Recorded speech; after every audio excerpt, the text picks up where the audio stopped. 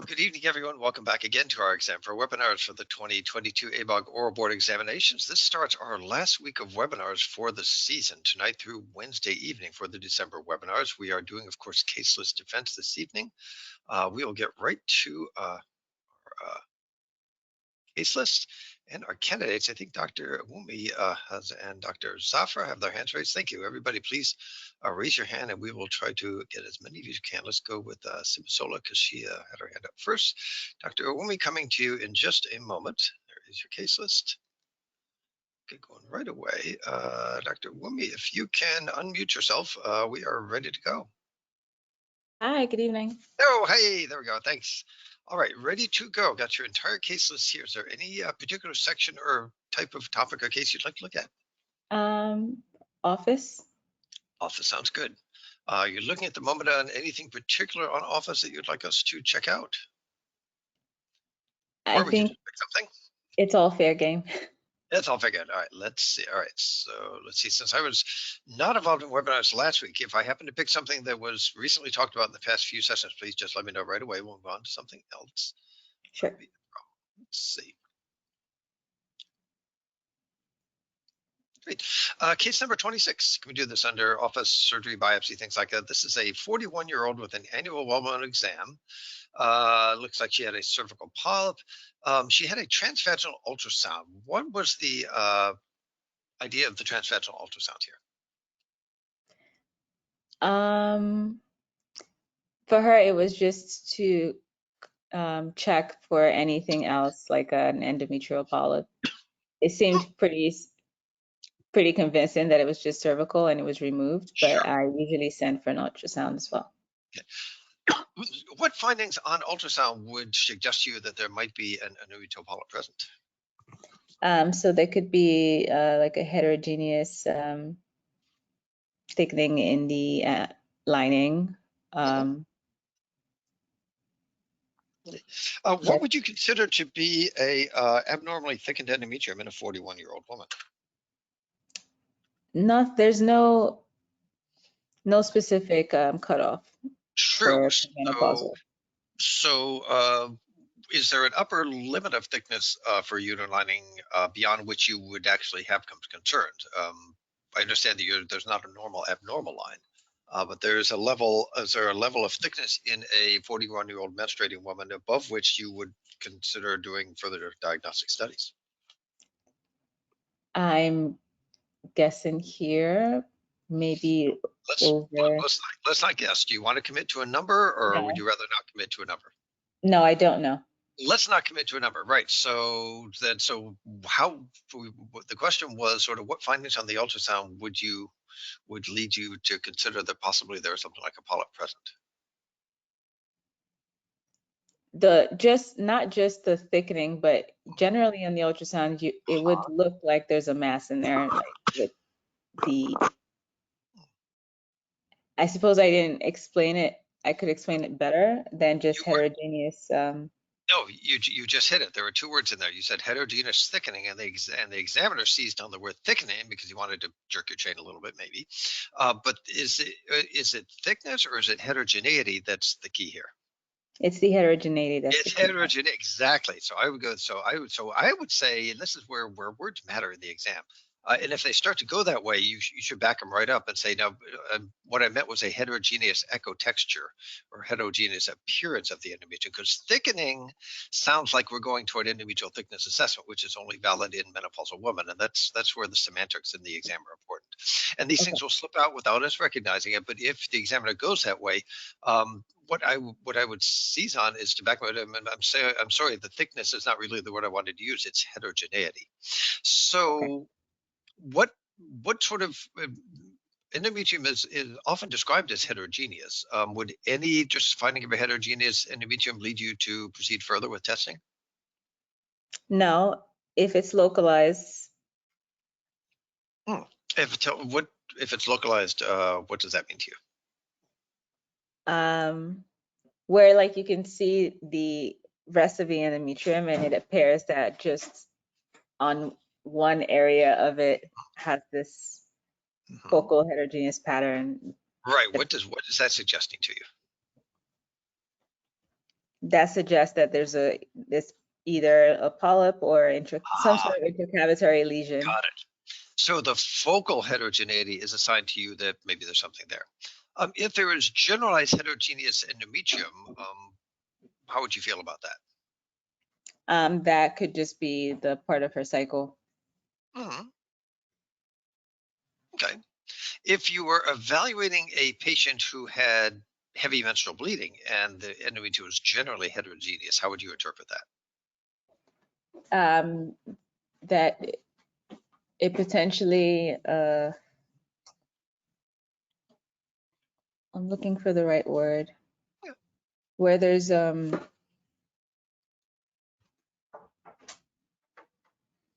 like when you have unopposed estrogen.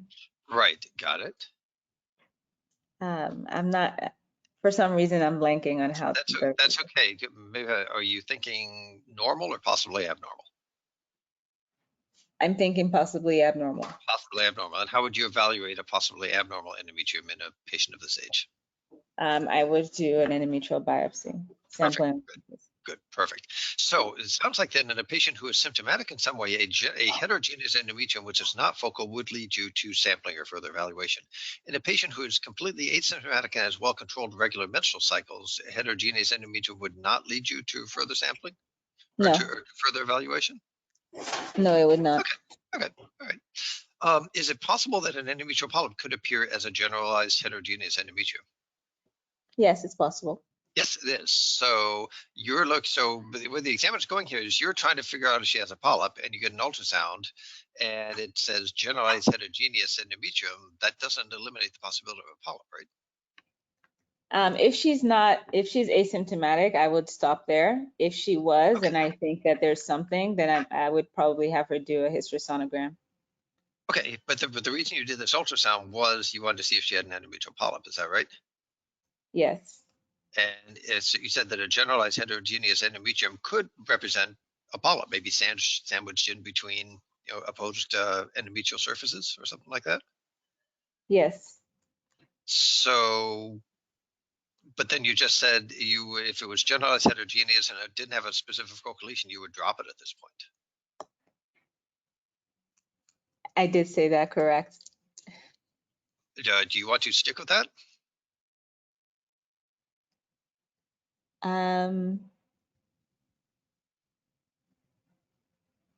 Yes, Okay, all right. I think where the examiner would be going here, and I think in the exam, a better tactic might be that you're trying to identify a focal structural lesion of the endometrial cavity, but we all know, because we've done this an awful lot, that it's not that easy. Quite often, the endometrium actually appears normal. If you do a hysteroscopy, you see a polyp in there, and sometimes the endometrium appears heterogeneous and thickened, and you do a hysteroscopy and there's nothing in there.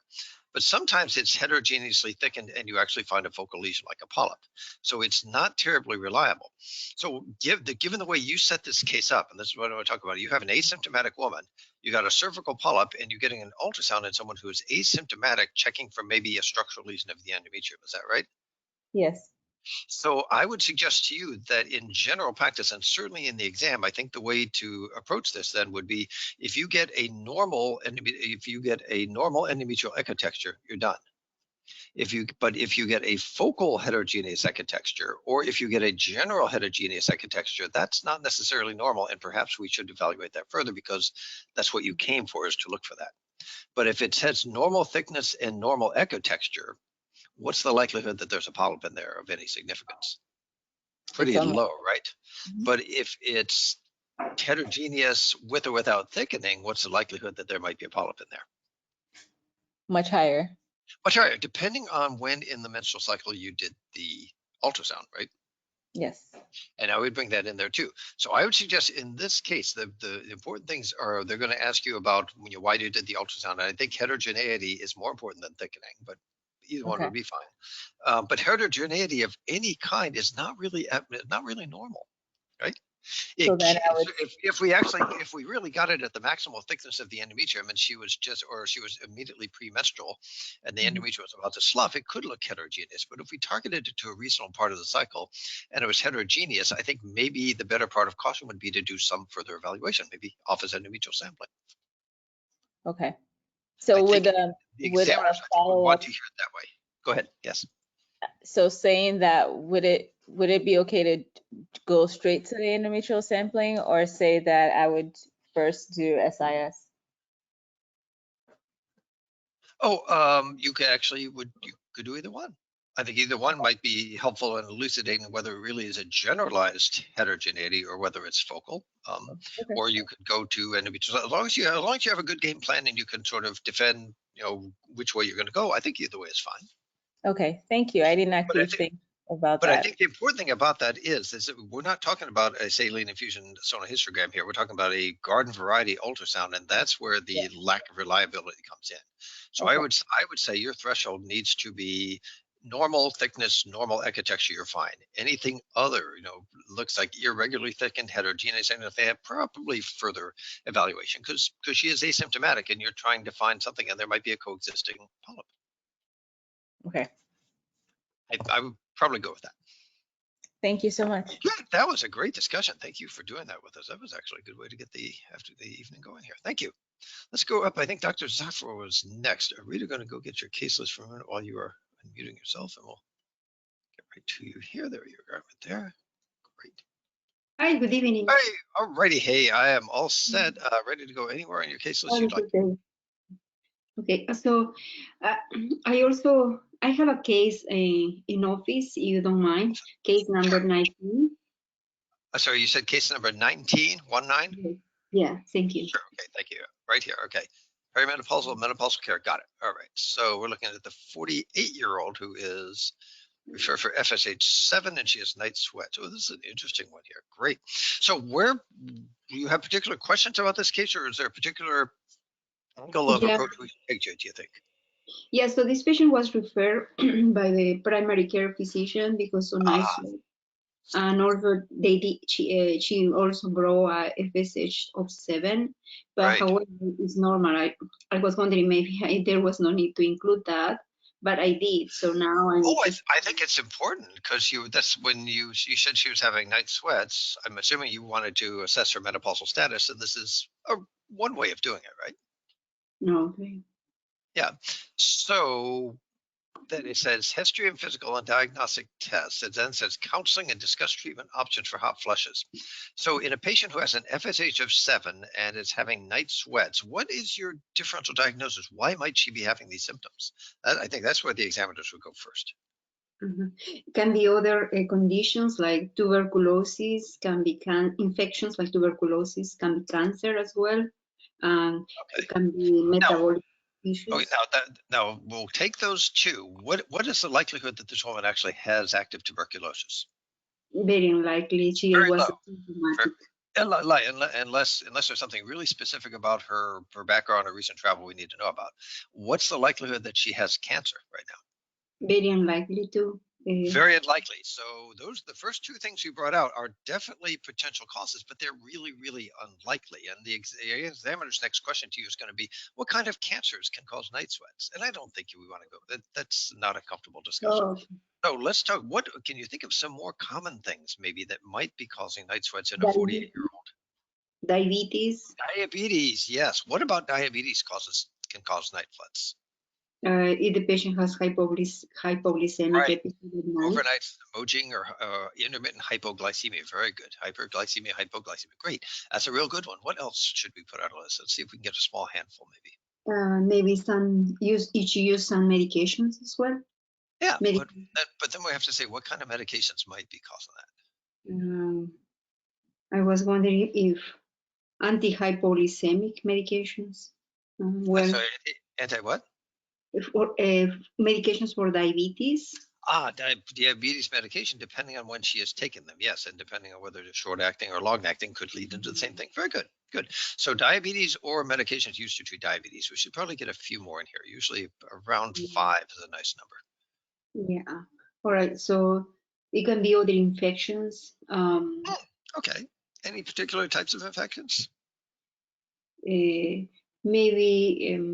respiratory infections. Very good. Great. Good. At this time of year, that's perfect. Yes, I agree. Yeah. I mean, any viral infection, in fact, can cause night fevers, night sweats, respiratory infections. That's great. What else comes to mind here? What else? For it doesn't come. What else can be? And also menopause, no? Well, there's menopause too, but she has an FSH of 7. We're going to come to that in just a minute and sort of ask about how we can truly assess her menopausal status. Another good one, and this is great to know in practice, this is a pearl that will get you through the next 35 years of practice wonderfully, is acid reflux. Classic in the 40s and 50s, and all of us women and men get it. And between 2 and 4 a.m., our stomachs produce an excessive amount of stomach acid. It's a very bizarre thing because from an evolutionary standpoint, and people don't usually eat between 2 and 4 in the morning, but all of us get it, and especially at midlife or so. And the symptoms we get are not acid reflux or nausea or heartburn, but we wake up with a night sweat. And when we get into our 40s, we're going to experience this. Very common cause of it. And obviously a very simple test to see if it's what it is put somebody on a really good proton pump inhibitor for a couple weeks, see if the symptoms go away. It's a really good one. So basically inflammatory conditions would be good. So we could talk about autoimmune syndromes. That could be inflammatory bowel disease. It could be in the rheumatoid category. Infections of some sort, respiratory infections would actually be really good. Viral infections of all different sorts. Absolutely. Diabetes, I think, is a real good one. And if you caught that up, I think the examiners would be fine with that. So otherwise, this is a woman who's 48 years old. She has an FSH of 7. She's having night sweats. Is there any other, you did a history and physical exam. In your history and physical exam, is there anything else that you might be able to learn that could sort of help to assess her true menopausal status? She has regular menses still. Her menses were regular. There you go. That's the one important thing. She's having regular cyclic menses. So if she has an FSH of 7 and she is having regular monthly cyclic menses, can she be menopausal? Well, no. Perimenopause. No, really, no. Because really, when we're getting into perimenopause, these ovulation cyclicity is the first thing to go. So when the ovaries are going to start to decrease their function, usually the regularity of ovulation is what happens first, and we see menstrual periods space out. And then along with that, we get symptoms, and then the decline in overall hormone production goes down. But usually, if someone is having, I think it's using the menstrual period as sort of a biomarker for general health. If a woman is having regular cyclic monthly menstrual periods, her ovaries are probably working at 100% pretty much consistently. And that FSH of 7 backs that up. So I think you could say extremely unlikely. So then, right, discussion of counseling and discussion of treatment options is talking about things that are other than menopausal. So what treatment options did you recommend for this patient? That'll be our last question. Yeah, so I basically I counsel about some lifestyle modifications, like like for example, dressing in layers, drinking cool drinks, and use fan. Also do some yoga exercises. Also avoid hot temperatures. Okay. And also, because she was still having her periods, I offered her oral contraceptive pills, low doses. Why oral contraceptive pills? What was your therapeutic goal with that? It will be contraceptive, and also maybe will help with hot flashes as well. Okay, possibly, could be. Now, when we asked for differential diagnosis, though, you gave me things like diabetes, medications used to treat diabetes, viral infections, we threw in autoimmune diseases. Would any of the things that you just recommended as far as sort of lifestyle factors and modifications help with any of the things that you mentioned in your differential? Well, it will be just general things, no? Will help, like, for example, she does an exercise, will help with okay. general. Yeah. Okay, sure. What I'm thinking in the exam, though, if this case comes up, because you brought it to our attention, is I think you would then want to address specifically in your treatment options the differential diagnosis. So I would assess, her diabetic status. I would see, is she pre-diabetic or diabetic? And therefore she needs to have treatment established or optimized. Does she have a respiratory infection? Work that up and treat that. Does she possibly have GERD? Work that up and treat that. Evaluation for autoimmune symptoms, personal and family history, maybe refer her to a rheumatologist. I think then you want to make specific suggestions. because your differential diagnosis does not include menopause here, it sounds like. And the things you discuss are commonly what we discuss for people who are trying to manage menopausal symptoms, but I don't think these are menopausal symptoms. They're coming from something else. And there are truly hundreds of things that cause both women and men to get night sweats. Menopause is only one. Yeah, actually, most of the labs were done already by her for primary care, so including FSH, so everything came back negative. That's the reason that she sent to me. Good. So I think this case in the exam is a discussion of your differential diagnosis, given that you ferreted out, that she's not menopausal based on menstrual periods and FSH of 7 and differential diagnosis, and based on that, how you might counsel her and recommend, workup or treatment with her, or probably with a primary care physician or somebody else. Okay. All right. That sound okay? I think that would be the way to go. Yeah, and what about oral contraceptive pills? Do you think it was fine? Not a bad idea if she is interested in contraception, does not have contraindications to oral contraceptives. And I think if we were going to do an extended cycle or continuous regimen, because I think cyclic OCPs is just, it's just mimicking her cyclicity. I think if we really wanted to help her, maybe she should go on a continuous regimen of low-dose oral contraceptives for a few months, and maybe that would be the effective way of doing it. Okay, perfect. Thank you so much. Oh, great. Thank you very much. Two really good discussions starting off. Just go back to our case list here for a minute. I think we had Dr. Wagoner was coming up next. I think Ruth, I'm going to get to you in just a second. If you can unmute yourself and just pull your case list here for a moment. Oh, wait a minute. Let's see, Ruth, would you be under another name here? Yes, Claros. Oh, I'm sorry. I think I shouldn't have known that from before. Yes, I think we did that once before. There we go. Okay, we're good. All right, ready to go. What would you like to talk about this evening? Actually, GYN. Sure, sounds good. Any particular case or topic that you'd like us to look at? Case 15. Sure. Right here, got it. All right. Let's see. So this is under actually is this it's under categories. Okay, never mind. All right. Ready. All right. So let me put it back so everybody can see it here. Good. So 30-year-old undesired fertility, discordant pap and colposcopy. Great. Let's see. So where should we go from here? Is there a particular question that you were wondering about or an angle you'd like to look at, or should we just dive into it in general? Yeah, just dive into it in general. Good. Okay. So how do you define a discordant cervical cytology and colposcopy? So to my understanding, if it's like more than 2 levels difference, so like if you have a low grade versus a high grade, then that would count as discordant, as being discordant. Ah, okay. Let's see. That would be a one-step discrepancy, right? Though low grade cytology, high grade lesion on colposcopy. Oh yeah, that would be okay. I'm okay though. Does that count as discordant to you? I would, yeah, I counted it as discordant. I'm okay with that. I think there's a two-step discrepancy, which is sort of if we have that's if we have a really abnormal, like a high-grade cytology, and we don't find anything on the colposcopy, or there's atypia or something like that. But this is the other way around. We have maybe a low-grade cytology and a high-grade lesion, and the high-grade lesion always trumps it. So I'm fine with it because we're sort of reversing it was the other way around. Yeah, it was actually two-step discrepancy. Just refers to looking at the cervical cytology first, and then the colposcopic findings do not rise to the level of severity of the cervical cytology. We're going the other way. So I think you're absolutely fine there. Good. So that's fine. So in this case, you had could you share with us her cervical cytology? What was her pap result? Yeah, so I think it was the other way around. So yeah, so she had a high grade cytology and positive other high risk HPV. And her colposcopy, I biopsied 2 aceto-white lesions, and that was low grade. That ended up being low grade. Got it. And is there any other information you'd want to convey to the examiners about your findings on colposcopy?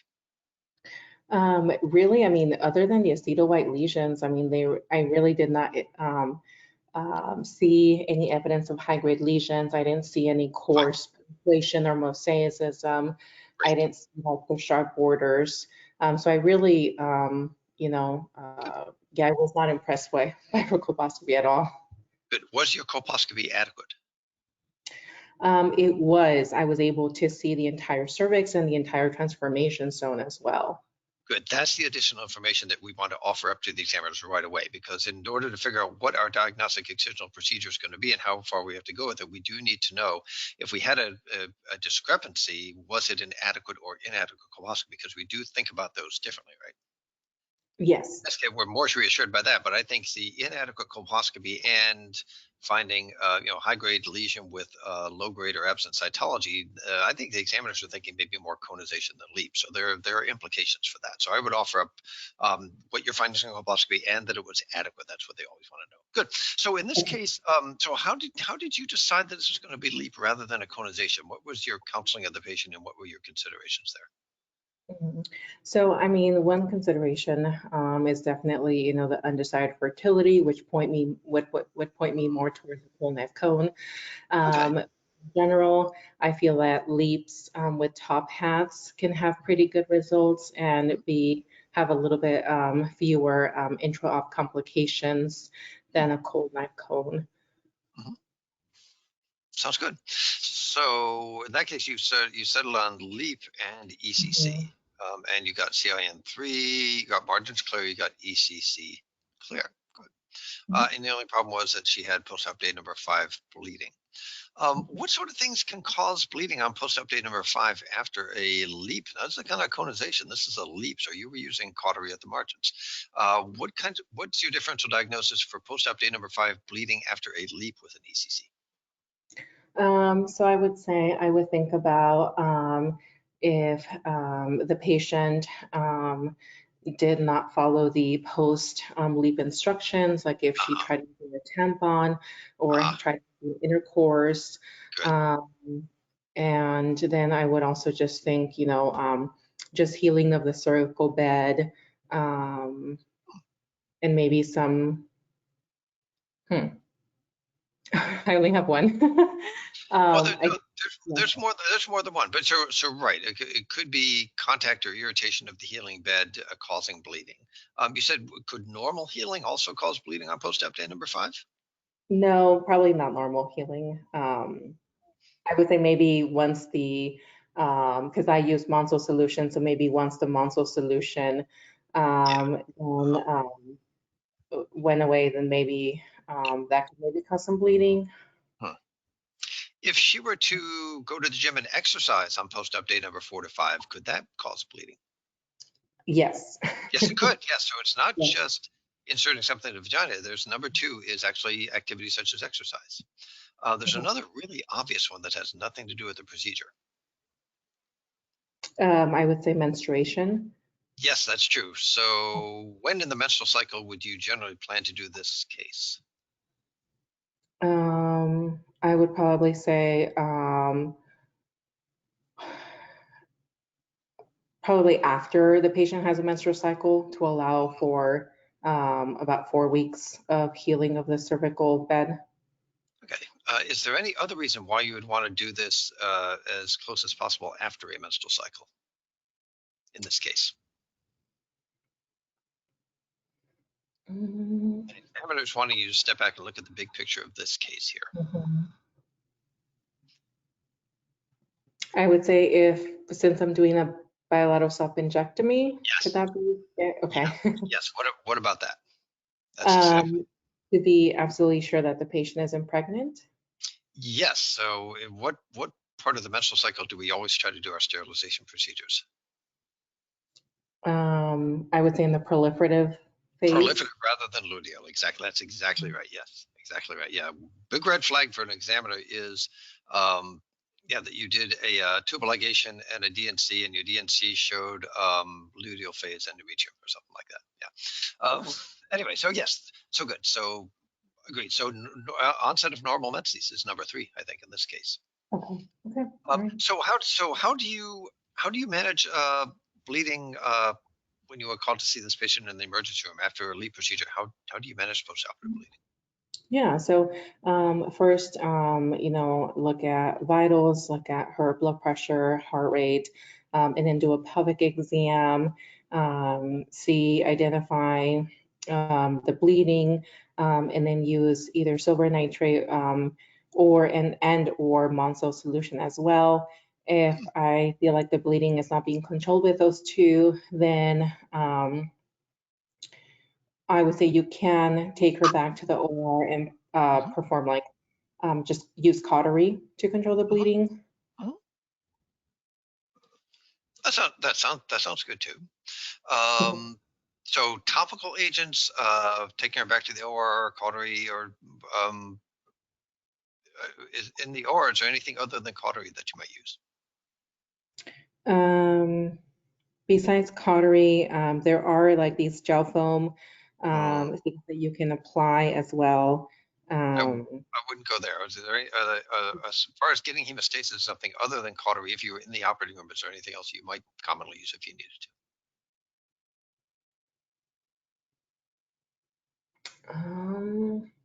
Would you ever suture the bed? Yeah, I could. Yeah, I could consider that. Yeah. So things you can't. Those are things you can't do in the ED. Okay. Okay. Yeah. The gel foam. Sorry, can I ask that?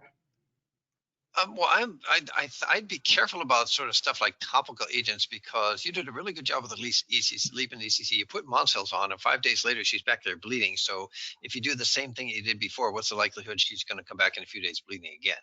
So it does sound like we need to be a little bit more specific about it. So that's where you could actually use local anesthetic, and then you could cauterize it in the ED if they have equipment to let you do that. Or you might need to take her to the OR. The one thing I'm very glad that you did not mention is packing the vagina. I would never mention that in the examination. That simply conceals the bleeding. It does not manage it, and the examiners would not be happy with that. Okay. Good. So I think you mentioned all good stuff. And I think, if you need to take her back to the OR, absolutely, perfectly fine to do so. You could do most of this under local anesthesia in the OR, just with anesthesia standby. Anything else about this case that we should talk about? We covered a fair breadth of ground there, and I think that was actually. Yeah, no, I just wanted to make sure I had a good explanation for why I didn't do a Colette cone. Yeah, I think you're good. I think in this case, adequate colposcopy, you saw the lesions there on the exocervix. You were comfortable with doing a LEEP, and you gave a good defense of it. I think we're fine there. Okay, perfect. Thank you so much. Works for us. Thank you. Back to our cases. I think we are going up. Dr. Scanlon, I think, is coming up next. Lauren, I'm going to grab your case list for just a minute while you are getting unmuted here for a minute. There we go. Right now, Lauren, hi. Can you hear us okay?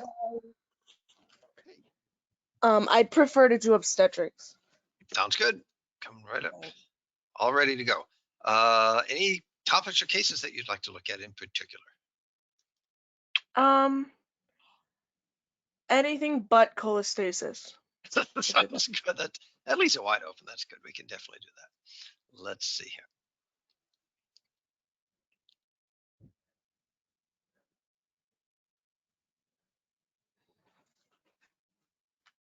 Can we look at case number 1? Just be interesting. So this is a patient, gravida 2, para 1 at 23 weeks. Sure. And are you there? Yeah, I'm here. Can you hear me? Okay. Yeah. We're looking at case number 1. Is that okay? Yeah, sure. Yeah. So she's a gravida 2, para 1. She's at 23 weeks. And this was a finding of shortened cervix. Yes. Okay. Can you give us a little bit of background on sort of what happened in this case? So this was at a anatomy ultrasound. The patient had presented for her anatomy scan, and a one-time cervical length was done in accordance with our institutional protocol, and she was diagnosed with a short cervix at that time. The cervical length, I believe, was 20 millimeters. Okay. And in someone who, and this woman in her previous pregnancy had any issues to your knowledge? No, she had a normal full-term vaginal delivery. Oh, good. Okay. So what did you discuss with her as far as options? So this is a woman who had a full-term delivery. Now at this pregnancy, she has a 2-centimeter cervical length at 22 weeks or something like that. Sure. I discussed with the patient that in the setting of no prior preterm birth and a short cervical length, that I would offer her vaginal progesterone in order to hopefully prevent preterm delivery or mitigate some risk of preterm delivery. Okay. And what vaginal progesterone are you using? micronized progesterone to Oh, okay. 200 Sure. milligrams And micronized. I think that's the dosage. that sounds good. So how would you follow this patient up, or how would you determine whether your treatment was working? Sure. Typically, I would repeat the transvaginal ultrasound in 2 to 3 weeks, Uh-huh. and then at that point, I would likely continue the vaginal progesterone. Okay. What if you repeated it in 2 to 3 weeks or so? What would be your indications for placing a cerclage? In this situation, I probably would not place a cerclage just because she's already 22 weeks and 6 days, and I don't typically recommend cerclage placement after Okay. 24 weeks. Okay. But if she had a very short cervix on this ultrasound, meaning like less than 10 millimeters, I would possibly consider doing a cerclage in that situation. Good. So you'd repeat the ultrasound in 2 to 3 weeks, but you really would not offer her a cerclage. Is that correct? No, but if the cervix was even more shortened, I would Mhm. consider closer monitoring, and obviously I would advise the patient that if she was experiencing pressure or she was experiencing any symptoms of labor, that would be concerning and she should report to be seen immediately. Okay. So you're performing the ultrasound and following up the cervix not because you have a threshold for cerclage, but because if it is progressing, you're going to follow the patient more closely and you're going Yes. to give her warnings. Good. Is there any other value to the information on this ultrasound? If the cervix is significantly thinner, is there anything else that you would offer the patient or counsel her about? Um, Because she would be 25 to 26 weeks at this point, then? Is that right? if she's 25 to 26 weeks, yeah, I would Yeah. consider at that point, if there are signs of labor, I would offer the patient possibly a consideration of antenatal corticosteroids or magnesium treatment if I was concerned about preterm labor. Got it. If there were no signs of preterm labor, but her cervix was significantly thinner, how would you think about the steroids in that instance? I probably, if the cervix was less than 10 millimeters, I would consult with MFM, but I would consider antenatal corticosteroids in that situation. Good. This is one of those things where I think the examiners want to hear you have a very low threshold for giving her steroids because she's past 23 weeks. If her Right. cervix is even a little bit shorter, she's at increasingly high risk of eventual preterm delivery, right? And maybe now is the time to give her the steroids because we don't know how long she's going to last. She might last Right. 8 weeks, but she also might last 1 week. So I would come down very strongly on the side of I wouldn't. You prefaced it by saying if she were signs of labor, you'd give her steroids. I think the answer you want to give the examiners is now I'm going to give her steroids. If there's Give it. any progression or it looks like she's at any increasing risk of preterm delivery, first thing we do is steroids. Then, Sure. obviously, if she shows up signs of labor, then you add in neuroprotective magnesium sulfate and a whole bunch of other stuff. Sure. Good. That actually sounds good. Anything else on this one that you would like to discuss? I think that was actually a good case. Case number one, and it's likely that they will ask you about this.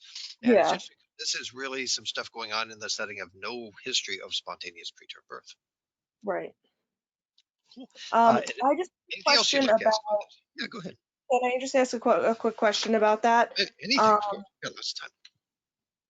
Oh, now I'm forgetting. Okay, take a moment. We're fine. For the follow-up. So Yeah, just following up in 2 to 3 weeks, I would typically do that. After that, if the cervix was the same, I would not typically very good. follow up Yes, unless it was yes, symptomatic. agreed. Yes, and you could make a case for not even following up the ultrasound because she is going to be past 24 weeks, Okay. and you might actually follow her based on sort of signs or symptoms as Symptoms well. alone. So, Okay. I think since she's already 23 weeks at the time you do this, and you're not going to follow her up in a week, I think you could come or go on the idea of even repeating the ultrasound. But if you want to, it's important to be able to tell the examiners what you would learn for that. And the one important thing is if that was a silent sign of progression, you'd give her steroids, and that's really I think very important. Sure. Okay. Good. Nicely Thank done again, Laura. Thank you. Good work. Let's go. I think next we are going up to Dr. Falloon. Jordan, coming to you in just a moment. Second. Oh, there we got you. All right, Jordan, coming to you right about now. Hey, Jordan, can you hear us okay? Hi. Yep. Again. We're all set. Got your case list up here. Is there any particular place you'd like to look? Why don't we do OB as well? Sure. Is there a topic or a case that you've been looking at particular on here that we should study tonight? No, not really. I think anything is good. All right, let's see. Sorry, so anything but cholestasis or cervical incontinence. All right, let's see. Let's see.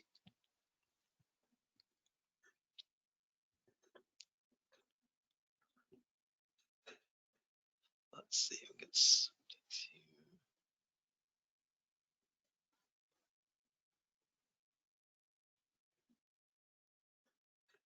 We'll get well, can we talk about case number 10?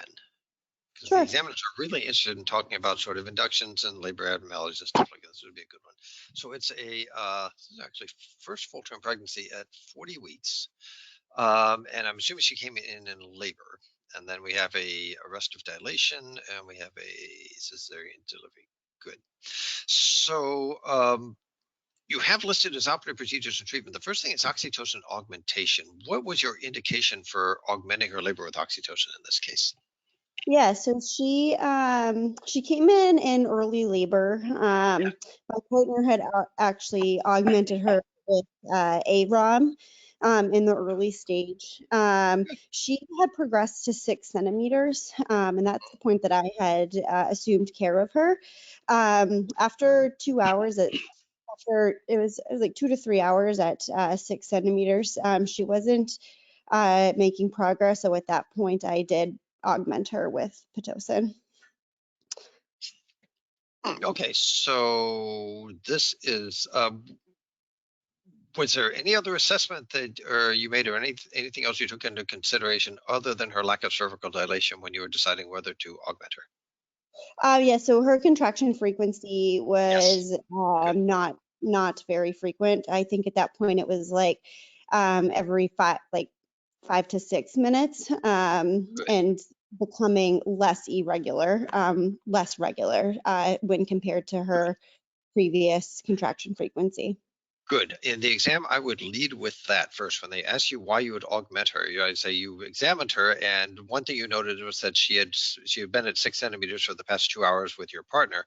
But the most important thing was that her contractions were decreasing in frequency, and she did not have an adequate contraction pattern based on frequency and timing of contractions. Right.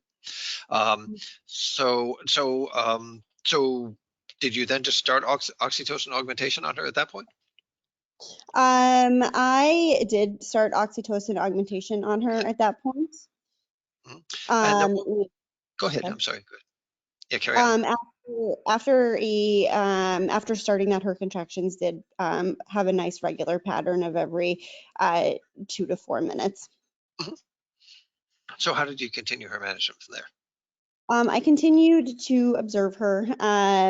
I did recheck her about, I want to say 3 hours after she'd been on Pitocin. She did not have any progress at that point. I counseled her about, placing an IUPC, which I did do. And at that point, her contractions still had not been meeting 200 multi-DeVeo units. So I kind of watched her for 6 hours.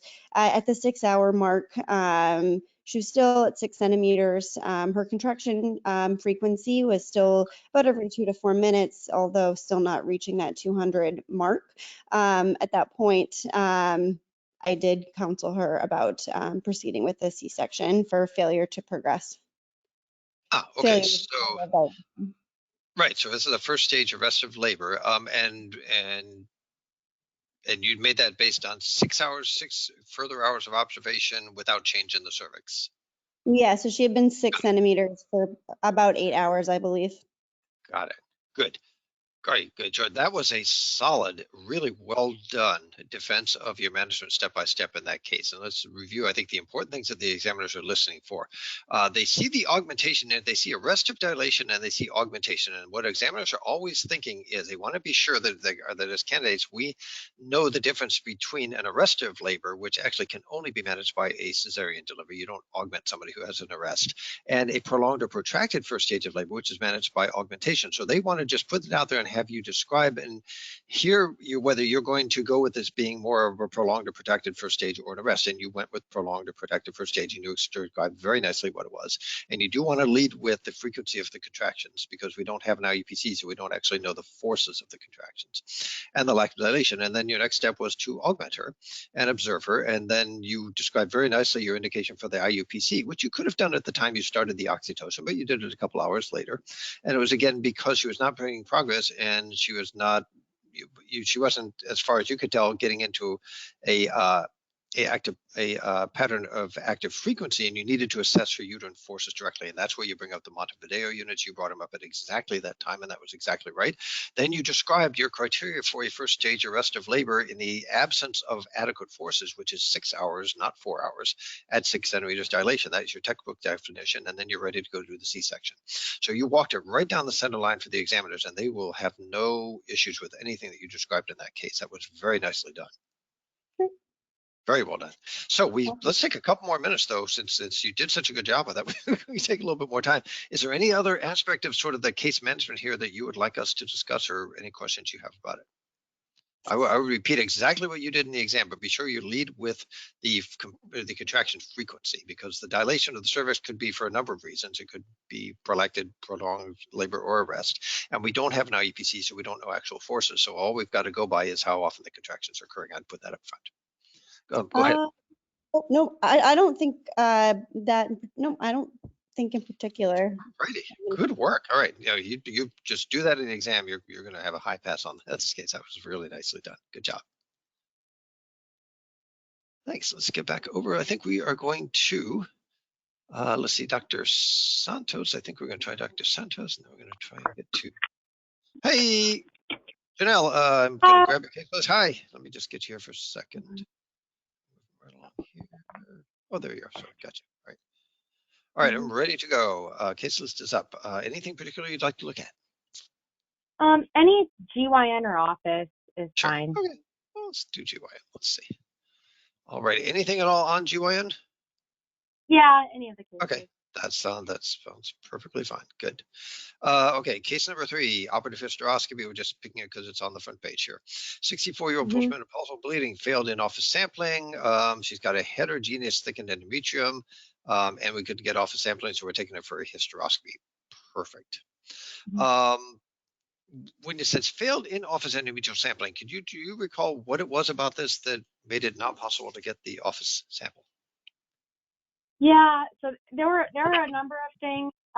So this was an obese patient, so she had a lot of redundant vaginal tissue. It was difficult to visualize the cervix. And then she also was pretty intolerant of the exam. And then I did try to do endometrial biopsy, but just with all of those factors and just her overall intolerance of everything, I wasn't able to do it. Sounds good. Okay.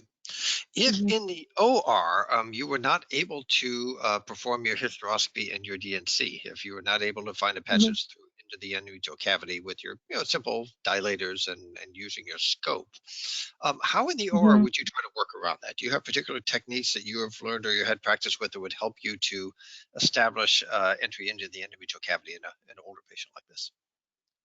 Yeah, so there's a couple things I could do. I either will start with hydrodissection, just using the hysteroscope alone, not using any other instruments in the vagina to hydrodissect the cervical canal, or I could start my dilation with lacrimal dilators instead of the regular gynecologic dilators. Sounds good. Good. If those were not successful, is there anything else that you would feel comfortable trying in the OR? Yeah, I mean, if those weren't successful, you can also do essentially like a small conization to try to, release the stenosis. Sure. Have you actually performed that yourself? In a case I've like never this? done that. That's fine. Yeah, I've never had to do that, but I know that you can, and I would feel comfortable doing. Yeah, it's a favorite trick of the GYN oncologist. I agree. Yeah. If even that weren't successful, what would you do at this point?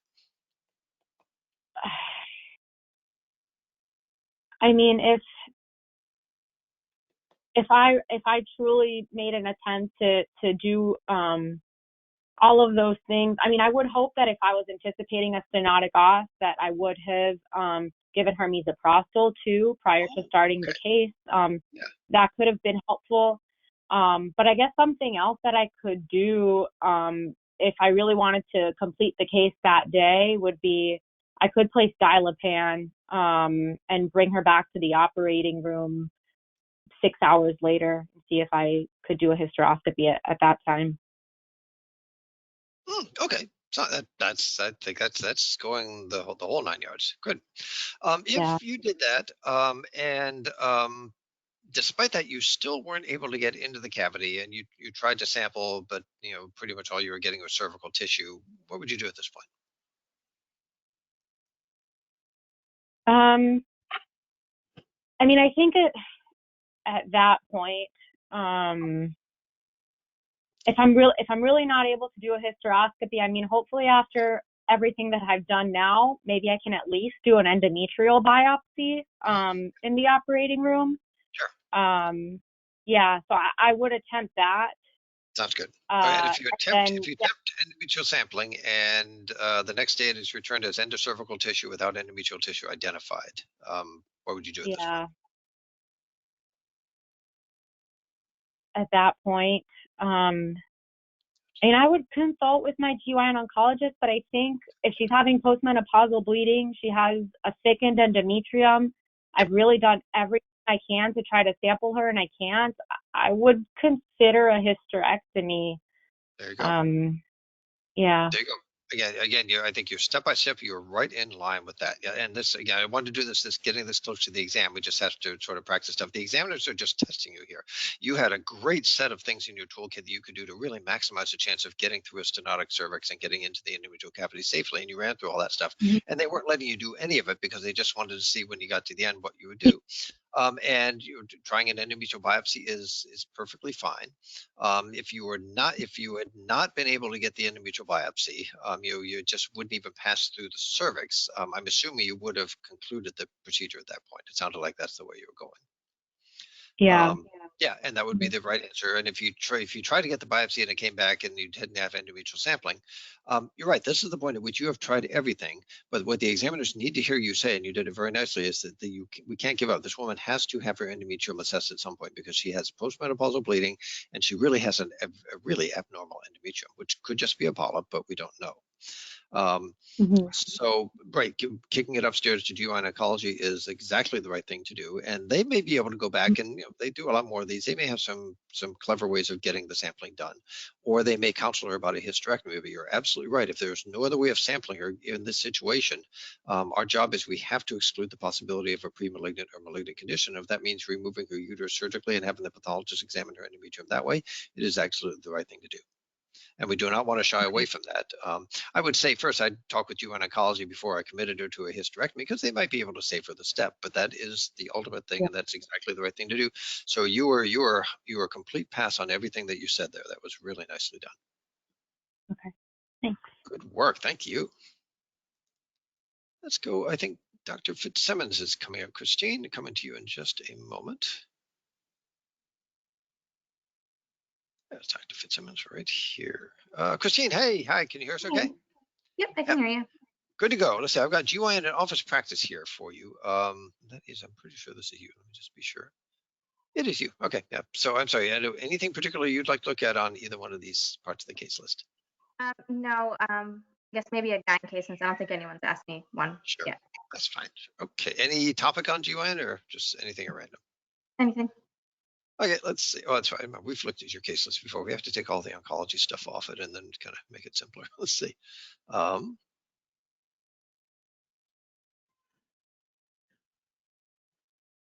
Let's see.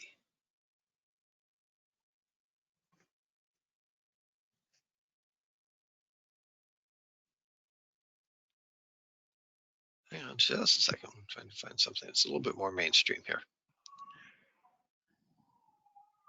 Let's see.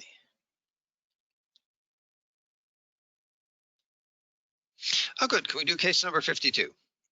This is probably one of the closer things we get to just mainstream benign GYN. So a 30-year-old with acute heavy vaginal bleeding. We think it's AUB-O because she has PCOS.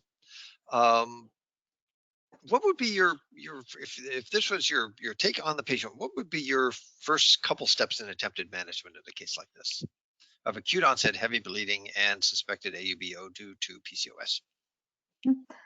So this patient initially presented to the emergency department. So I started with a history and physical. She had previously been seen by my partner and was scheduled to have a DNC. But if she was new to me, I'd start by asking her history. We're getting her menses, if they were regular, how long they lasted, the duration, and what her interpretation of the quantification was. I'd ask her if she was taking any sort of contraceptive, and then I'd do a physical exam, see if on bimanual exam if the uterus felt boggy, or if it felt irregular in contour, to guide me towards whether there might have been a uterine cause. And then based off of her history, that could lead me into a direction of thinking of an ovulatory bleeding if she was having irregular menses. So given that, what would your, as far as managing her acute onset heavy bleeding, what would your first maybe couple steps in thoughts on attempted management be in the office, if you weren't ready to go to a DNC just yet? So for management, for the acute onset bleeding, if she, are we in the office or in the emergency room? Let's see, where would you like to be? You can pick. We can be, I guess, in the emergency room. We'll be in the right. So my question is, do you do a DNC? Do you take her to the OR for a DNC in all cases like this? A 30-year-old acute heavy vaginal bleeding, PCOS, suspected ovulatory bleeding. I would start with conservative management by looking at, if her vital signs are stable. I give her IV fluids. I consider doing IV estrogen to stabilize. Good. That's great. And give her, I think it's 0.625 IV Q 6 hours for 4 doses to see if that slowed down her vaginal bleeding. If that did not, then I would consider doing a DNC.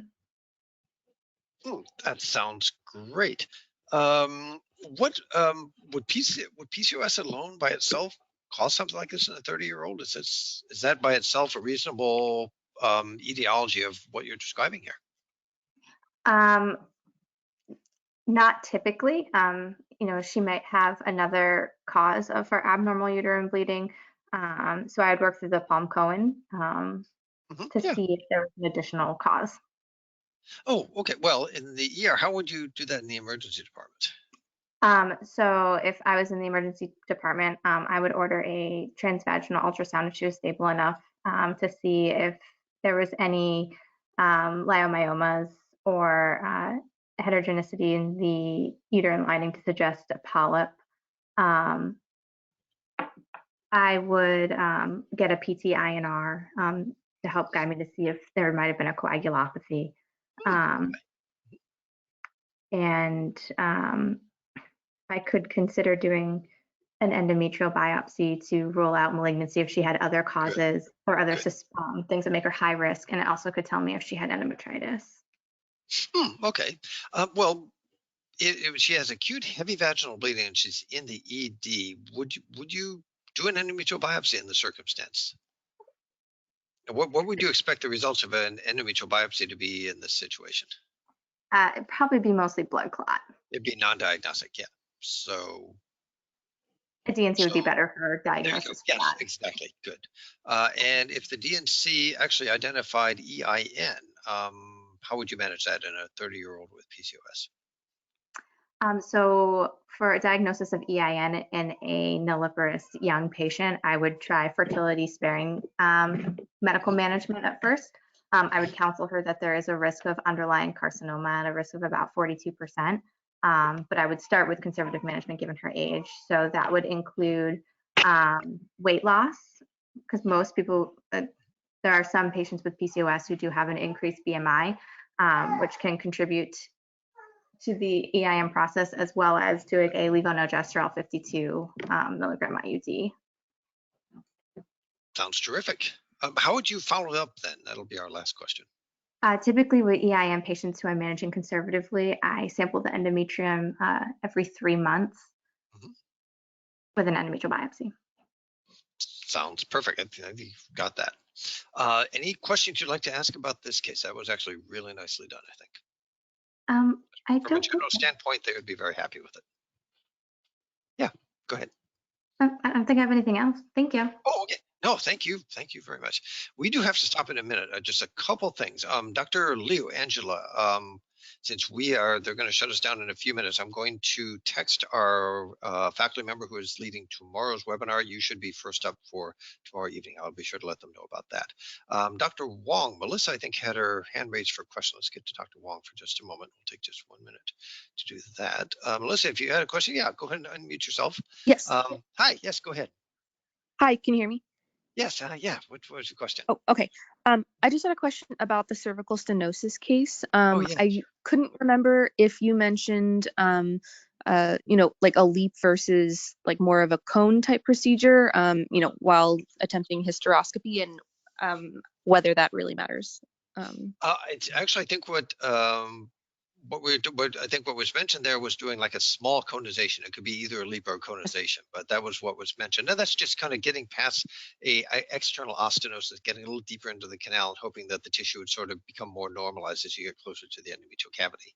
And you could probably be as aggressive as you want to, but a LEEP would probably be easier because you're cauterizing tissue as you go. But either one would be fine. I think the candidate actually mentioned a small conization, I think was the wording, and that's fine.